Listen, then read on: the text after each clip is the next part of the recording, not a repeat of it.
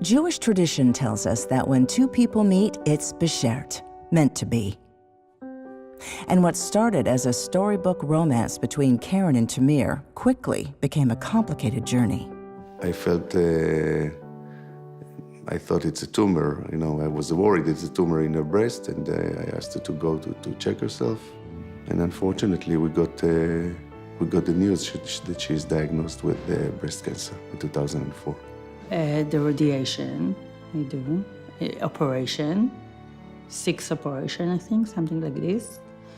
Because in that time I didn't want the cut everything. So I only want to get out the tumor. Karen was thankful to be free of her cancer. She and Tamir were married and blessed with 2 beautiful daughters. After treatment at Sheba Medical Center, they had 8 years to live their lives as a typical family. But then, the unimaginable happened, this time in Tamir's body. He was facing not 1, but 2 types of cancer. I needed to stop my life. I quit working. They gave me 6 months to live. Most of my organs were taken out. And then, when I started to do my chemotherapy and I knew that I need an oncologist, I knew me and Karen had some consultancy about it, and we knew that we are going to Sheba. The staff at Sheba Medical Center worked with Tamir so that he could live his best life possible with Karen and the girls. Tail of my pancreas was involved, but many other organs in my body was involved, including my spleen and my liver and other organs. And they were able to take everything, almost everything out. And then I started my romance with the immunotherapy. Karen had already been feeling the weight of Tamir's illness and caring for their girls when her worst fears became a reality. She was diagnosed with breast cancer for the 2nd time. It was very frightening. It was frightening because of the girls. They are very small kids. I didn't think about myself, about Tamir. I thought about the girls, what happened with them. On one hand, you know, with this type of cancer, it was meant to come back, but definitely the condition, you know, and with all the stress in the family, and the fact that I was diagnosed did not help. When Karen came in for treatment, she met Dr. Shani Paruch, who became her lead oncologist. There was an instant connection between the two. They became like family. I remember probably feeling overwhelmed at the breadth of responsibility in this case, because it's such an unusual situation where I have 2 young adults who are not well, and one of them is being treated by another physician here, but the weight of what's going to happen to them is so dramatic because there are 2 young children at home. First of all, it's not easy at all. It's not easy at all because people in our condition, in every normal family, when someone has cancer, and especially with both of us, we have serious cancer.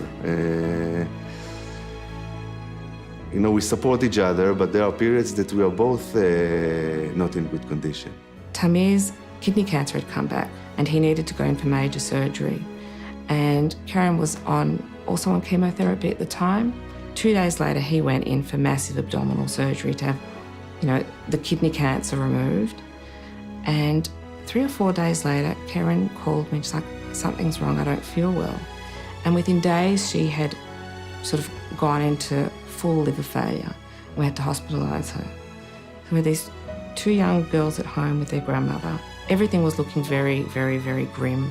Her liver looked terrible, her blood tests were terrible. Most of the staff thought that she was well beyond treatment and that it would be dangerous to give her chemotherapy. And I realised that we were going to have to sit and have a very heavy discussion with her. So I came to speak to her, and then just suddenly, Tamir walks in, having discharged himself early from where he was hospitalised. And I just looked at him, and he could barely walk. And I was like, what are you doing here? And he's like, there's an important discussion to be had, and I have to be here for it because I have to be with Karen when we make important decisions. Everybody had heard already how sick she was, And not only was she home 1 week later, about 4 months later, they went on a family cruise.